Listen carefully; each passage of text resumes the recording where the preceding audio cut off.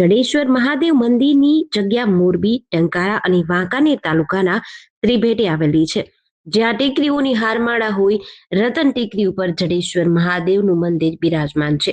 શ્રાવણ માસમાં અહીં 30 દિવસ સુધી બ્રહ્મભોજન કરાવાય છે. વહેલી સવારે, બપોરે 12 વાગ્યે અને સાંજે એમ 3 વખત આરતી કરવામાં આવે છે. ત્યારે અહીં દર વર્ષે શ્રાવણ માસના બીજા સોમવારે લોકમેળો પણ ભરાય છે. હાલમાં લોકમેળાની તૈયારીઓ થઈ ગઈ છે. આ જડેશ્વરના મંદિર અને જામનગરના રાજ સાથેની એક લોકકથા છે. અહીં એક ભગા ભરવાડ આ વેડી વિસ્તારમાં ગાયો ચરવા આવતા, જેમાં એક સોનીની ગાય આ રતન ટેકરી પર જઈને દૂધ વરસાવતી અને ઘરે આવતા ત્યારે ગાય દોવા ન દેતી.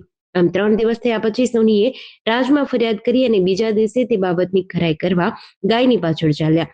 ગાય સીધી જ રતન ટેકરી ઉપર ગઈ અને ત્યાં દૂધ વરસાવી દીધું.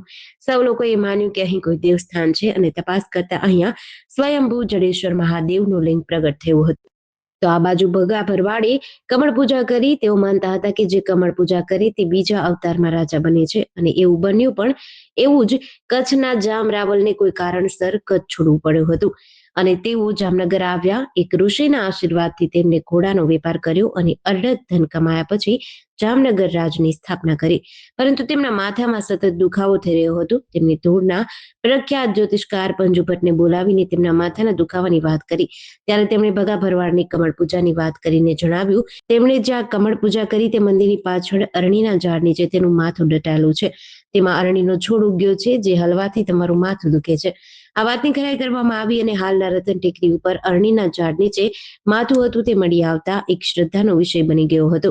આજે તો દેશભરમાંથી લોકો આ જડેશ્વર મહાદેવના મંદિરે દર્શન કરવા આવે છે અને ધન્યતા અનુભવે છે. જેડીસી ન્યૂઝ સાથે શ્રીકાંત પટેલ, મોરબી.